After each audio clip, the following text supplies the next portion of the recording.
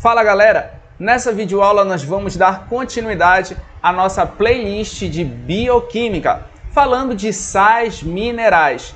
Se você ainda não assistiu a primeira aula de bioquímica, onde eu falo de introdução à bioquímica e água, volta lá e assiste. Eu vou deixar essa aula disponível aqui no card para você.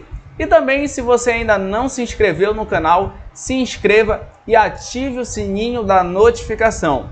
Sem mais delongas, roda a vinheta!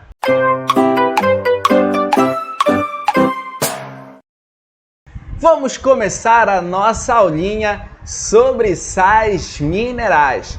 Primeiramente, eu quero que você entenda que os sais minerais representam substâncias inorgânicas que são encontradas em seres vivos. O primeiro ponto a respeito dos sais minerais que eu quero que vocês compreendam é a ocorrência biológica deles. Bom, quando eu falo em ocorrência biológica dos sais minerais, é onde eles são encontrados nos seres vivos.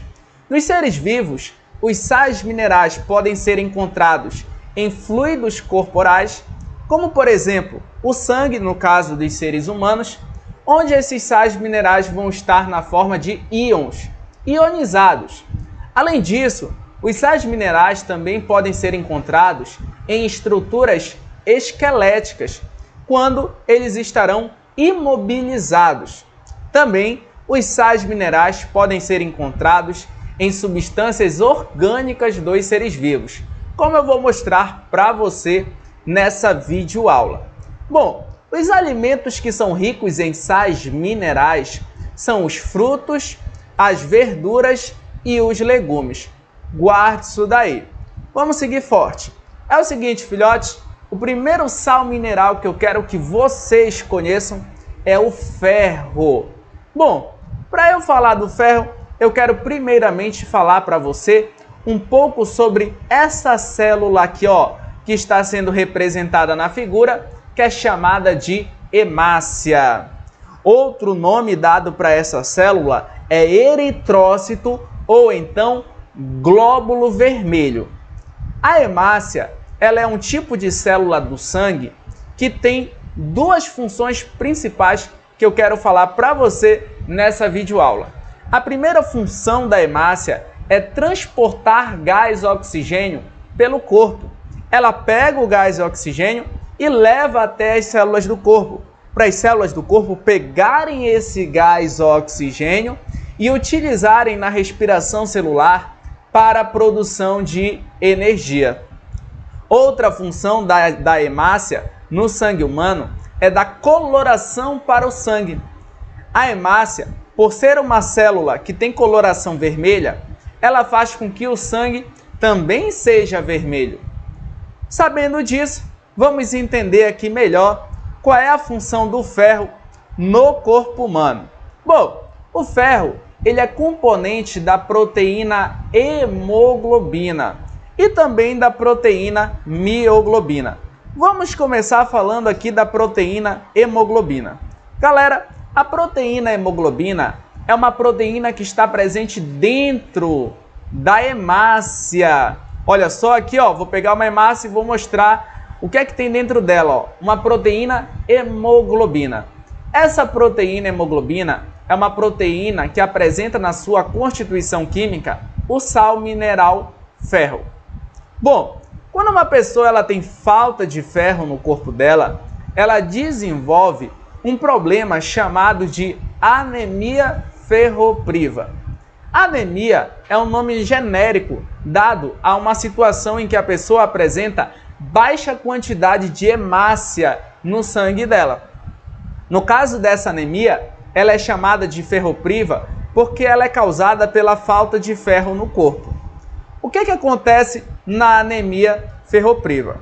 Bom, na anemia ferropriva, a pessoa apresenta dois principais sintomas. O primeiro sintoma é que ela fica extremamente pálida. E o segundo sintoma é que ela fica extremamente cansada. Aí, Leandro, mas por que isso acontece? Olha só, como o ferro ele é componente da hemoglobina, quando ele está em baixa quantidade no corpo, o corpo humano passa a produzir menor quantidade de hemoglobina e também menor quantidade de hemácia. Se a pessoa está com menor quantidade de hemácia no corpo dela, ela vai ter menor transporte de gás oxigênio para as células do corpo. Se chegar menos gás oxigênio até as células do corpo, elas farão menos respiração celular e, consequentemente, produzirão menos energia. Como um corpo ele é um conjunto de células, se as células estão produzindo menos energia, o reflexo disso é que o corpo vai ficar extremamente cansado. Outro ponto que vale ressaltar é que, como na anemia a pessoa apresenta baixa quantidade de hemácias, o sangue da pessoa se torna menos corado, menos vermelho. E um dos fatores responsáveis por fazer a nossa pele ser bem corada é o sangue que circula por ela. Como o sangue fica menos vermelho, a pele consequentemente vai ficar menos corada. Você pode perceber isso por meio desse esquema que eu coloquei aqui para você. Nesse esquema, nós comparamos a porção de sangue aqui, de uma pessoa sem anemia com a porção de sangue de uma pessoa com anemia. Perceba que numa porção de sangue de uma pessoa sem anemia, nós encontramos grande quantidade de hemácias, e essas hemácias são extremamente vermelhas. Já numa porção de sangue de uma pessoa com anemia, nós encontramos menor quantidade de hemácias, e essas hemácias elas são menos vermelhas. Por que elas são menos vermelhas? Porque dentro delas tem menos hemoglobina. Mas por que tem menos hemoglobina? Porque está faltando ferro no corpo dessa pessoa, que é um componente da hemoglobina. Bom, a principal característica do ferro que cai nos vestibulares é essa característica dele ser um componente da proteína hemoglobina e de que a carência dele gera a anemia ferropriva. Só que o ferro, ele também é componente da proteína mioglobina. Olha que sacada que você tem que ter. A proteína mioglobina é um tipo de proteína que é encontrada dentro das células que constituem os músculos humanos. O que acontece é que a mioglobina ela tem a função de guardar gás oxigênio na célula. Ela tem a função de armazenar gás oxigênio. Essa proteína ela está em grande quantidade nos músculos, porque lá nos músculos ela guarda gás oxigênio para que esse gás oxigênio seja rapidamente disponibilizado para o músculo quando ele precisar. É só você pensar assim, os músculos gastam muita energia na contração muscular. Se eles gastam muita energia na contração muscular, eles precisam fazer muita respiração celular para estar produzindo energia. Mas para que eles façam muita respiração celular, tem que ter toda hora gás e oxigênio nos músculos. A mioglobina, ela guarda o gás e oxigênio para deixar ele disponível para os músculos quando eles precisarem. Olha como biologia é muito top. Eu quero te dar outra dica aqui, Quando se fala da hemoglobina, para você lembrar que ela é uma proteína que está presente dentro das hemácias, que são células sanguíneas, é só você olhar para o prefixo hemo, que significa sangue. Quando você estiver estudando a mioglobina, para você lembrar que ela é uma proteína que está presente nos músculos, é só você olhar para o prefixo mil, que significa músculo. Além dessas funções do ferro, ele também é componente dos citocromos. Ai, professor, mas o que é esses citocromos? Citocromos são proteínas que participam de uma etapa do processo de respiração celular, uma etapa chamada de fosforilação oxidativa. Não se preocupe que vai ter uma videoaula onde nós falaremos só sobre respiração celular, mas no momento, guarde que o ferro ele é componente dos citocromos, componente de proteínas que participam da respiração celular. Vamos dar continuidade aqui nos nossos estudos. Um outro sal mineral que cai muito em vestibulares é o iodo. O iodo, ele é um sal mineral que é componente dos hormônios T3 e T4 da tireoide. Ai, professor, mas o que é essa tal de tireoide? A tireoide, galerinha, ela é uma glândula que fica localizada no nosso pescoço. Essa glândula tem um formato da letra H.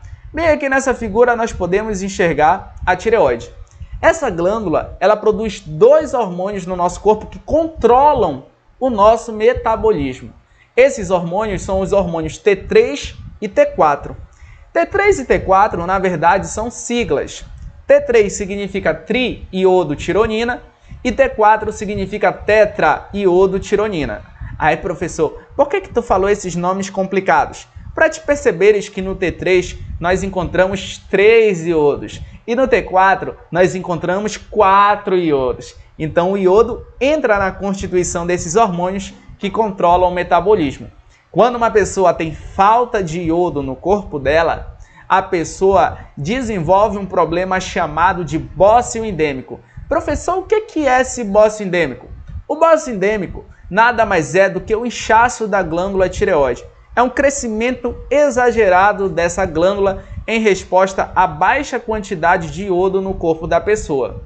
No bócio endêmico, a tireoide incha tanto que o aspecto que nós enxergamos na pessoa é esse que vocês podem visualizar por meio dessa figura que eu coloquei. Esse bócio endêmico popularmente também é chamado de papo ou papeira. Então, se tu vê uma pessoa com o pescoço inchado, assim, tu vai olhar para ela e vai dizer, olha, tá com papo, tá com papeira. Essa pessoa, ela pode estar com o bócio endêmico. Ela pode estar, assim, por falta do sal mineral iodo. Mas vale a pena ressaltar que em outras patologias, o pescoço também pode ficar inchado, tá? Em outras patologias, como por exemplo, na cachumba, pode ocorrer o inchaço de uma parte do pescoço. E a cachumba também popularmente é chamada de papo ou papeira. Mas não vai confundir, cachumba é uma doença viral. Já o bócio endêmico é um problema gerado pela carência de um sal mineral. A cachumba é causada por um vírus. O bócio é falta de um sal mineral. Não se esqueça disso que vai ficar tudo certinho. Prefiro usar o termo bócio do que papo ou papeira, que é muito popular, é muito do cotidiano. Mas vamos lá. Vamos seguir os nossos estudos agora falando do cálcio. O cálcio, ele é componente dos ossos e dos dentes. Mas isso você já estuda há muito tempo. Muito tempo. Desde a época do ensino fundamental 1, com a tia Maricota, você já aprende isso. O grande diferencial para o vestibular, para você, é que o cálcio, ele participa do processo de contração muscular, para os músculos poderem contrair, tem que ter cálcio, e também do processo de coagulação do sangue. Ai, professor, o que é essa tal de coagulação do sangue? A coagulação do sangue nada mais é do que um processo em que ocorre estancamento do sangue quando nós sofremos ferimentos. Quando tu te fere, o sangue ele começa a escorrer pelo ferimento, só que ele não fica escorrendo para sempre. É claro, se a lesão ela for pequena, se for grande, vai ficar escorrendo direto até a pessoa morrer. Mas se for pequena, o sangue escorre um pouquinho, escorre, e logo depois dá uma estancada. Esse estancamento natural a gente chama de coagulação do sangue. Para ocorrer, tem que ter cálcio. Tem que ter cálcio para ocorrer coagulação do sangue. Além disso, o cálcio, ele é um cofator enzimático. Aí, professor, o que tu queres dizer quando tu fala isso? Quando eu falo que ele é um cofator enzimático, eu quero falar que ele ativa enzimas fundamentais do metabolismo celular. Ele vai ser um ativador de algumas enzimas. A carência de cálcio no corpo humano gera um problema chamado de osteoporose. Osteo significa osso, porose significa poros. Eita laia, olha para cá. Bom, se eu pegar aqui um pedacinho de osso de uma pessoa e ver ele microscopicamente, o aspecto que eu tenho que enxergar nesse osso, para que eu considere esse osso saudável, é esse que está sendo projetado bem aqui para você. Bom, mas se você pegar um pedaço de osso de uma pessoa e visualizar ele microscopicamente dessa forma, cheio de buracos aqui, ó, a pessoa ela apresenta um problema chamado de osteoporose. Faltar cálcio no corpo dessa pessoa. E por faltar cálcio no corpo dessa pessoa, o osso fica cheio de poros, cheio de buracos. Ele fica extremamente fragilizado, de modo que a pessoa ela pode sofrer fraturas ósseas com grande facilidade. A pessoa ela pode estar andando, por exemplo, na rua, dar uma tropeçada, fazer uma tensão aqui para não cair, né? Inclinar o corpo e tentar ajeitar para não cair. Nessa hora de inclinar o corpo, torcer, por exemplo, um osso aqui da canela e quebrar o osso da pessoa. Então a pessoa ela pode quebrar um osso com grande facilidade quando ela tem osteoporose. Às vezes a pessoa pode quebrar um osso só de dar um pulinho, tá bom? Então falou de cálcio, falou de carência de cálcio, pense logo em osteoporose. Outros sais minerais que são menos frequentes em vestibulares, mas que caem hora ou outra, são esses 4 que eu coloquei aqui para vocês: o nitrogênio, o fósforo, o potássio e o sódio. Nitrogênio, fósforo, potássio e sódio. Vamos começar falando do nitrogênio. O nitrogênio, filhotes, ele é um componente dos ácidos nucleicos. Ele é um componente do DNA e do RNA. Lá no DNA e no RNA, o nitrogênio vai fazer parte da constituição de componentes desses ácidos nucleicos chamados de bases nitrogenadas. E se você ainda não assistiu minha videoaula sobre ácidos nucleicos, assiste logo aqui em cima, eu vou deixar um card para você. Essa aula já está disponível aqui no meu canal Sinapse Biologia. Então, o nitrogênio é um componente dos ácidos nucleicos. Também é componente das proteínas. As proteínas são formadas por aminoácidos. Nos aminoácidos, nós encontramos o grupo amina, que contém o nitrogênio. Então, o nitrogênio também está presente nas proteínas. E ele também está presente na adenosina trifosfato, o famoso ATP, a moeda energética do mundo vivo. Nós falaremos sobre ATP na nossa aula sobre bioenergética, que eu vou preparar para vocês com muito carinho. Além do nitrogênio, temos aqui o fósforo. Bom, muitas pessoas pensam que nos ossos são encontrados somente cálcio, mas nos ossos é encontrado também o fósforo, que é um sal mineral. Inclusive, o fósforo está em grande quantidade nos ossos e também nos dentes. O fósforo ele se une com o cálcio nos ossos e forma cristais, chamados de cristais de hidroxiapatita.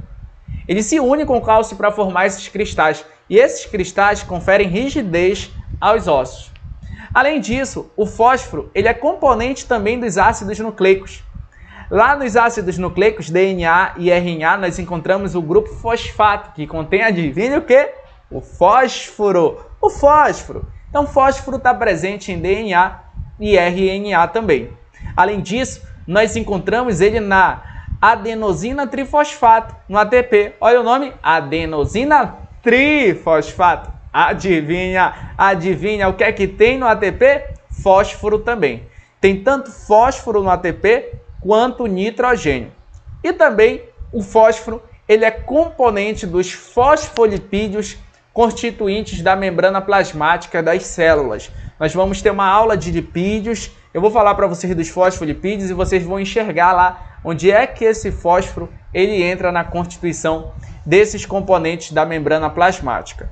Isso daí é o que você tem que saber a respeito do fósforo. Agora vamos conversar um pouco sobre o potássio e sobre o sódio. Bom, o potássio e o sódio, eles compartilham 3 funções em comum. A primeira função é que eles, o potássio e o sódio, participam do processo de transmissão dos impulsos nervosos. Posteriormente, numa aula de citologia, nós vamos falar sobre bomba de sódio e potássio, que é o mecanismo que ocorre nas células que permite a transmissão dos impulsos nervosos. Nessa bomba de sódio e potássio, adivinha quem participa? O sódio e o potássio. Além disso, o potássio e o sódio, eles participam do processo de contração muscular. Eu te falei já de um sal mineral que participa também desse processo, que é quem? O cálcio. O cálcio, o potássio e o sódio participam do processo de contração muscular. É claro que de etapas diferentes do processo. Além disso, o potássio e o sódio, eles participam do controle da pressão arterial. Mas agora eu quero chamar a atenção para você para o seguinte. O potássio, ele ajuda a regular a pressão. Ele ajuda a manter a pressão da pessoa regulada. Já o sódio, quando ele está em excesso no corpo, ele pode gerar elevação da pressão arterial, que nós chamamos de hipertensão. Então, enquanto que o sódio ele dá uma regulada na pressão, enquanto que o potássio ele dá uma regulada na pressão, o sódio, quando em excesso, ele eleva a pressão, gerando hipertensão. Além disso, o potássio aqui, ele é fundamental para os processos de síntese proteica, para a fabricação de proteína, e ele também é fundamental para a respiração celular. Então guarde isso daí. Potássio participa de síntese proteica e respiração celular. E ele também participa do processo de abertura e fechamento dos estômatos. Ai, professor, já vem tu falar de botânica, Me lembra aí, professor, o que são estômatos? Estômatos são estruturas que estão presentes nas células, ou melhor, são estruturas que estão presentes nas folhas dos vegetais, que regulam as trocas gasosas dos vegetais e também a transpiração dos vegetais. Bom, os estômatos são estruturas que abrem e fecham para regular as trocas gasosas e a transpiração vegetal. Para que os estômatos consigam abrir e fechar corretamente, é necessária a presença do potássio, que é um sal mineral. Tá bom? Guardou isso daí então? Não se esqueça do nitrogênio, do fósforo, do potássio e do sódio. E dos outros sais que eu falei para você. Para finalizar, eu quero comentar rapidamente com você também sobre o magnésio. Tá? Se aparecer magnésio em vestibular para você, o magnésio ele é um sal mineral que ele é constituinte do pigmento que está presente nas plantas, que é o pigmento clorofila. É um pigmento que absorve luz e que participa do processo de fotossíntese das plantas. Bom, mais uma videoaula concluída com sucesso. Se essa videoaula ajudou você, não se esqueça de se inscrever no meu canal, ativar o sininho da notificação e acompanhar todas as aulas de biologia que eu postar. Fechado? Um grande abraço. Tchau, tchau.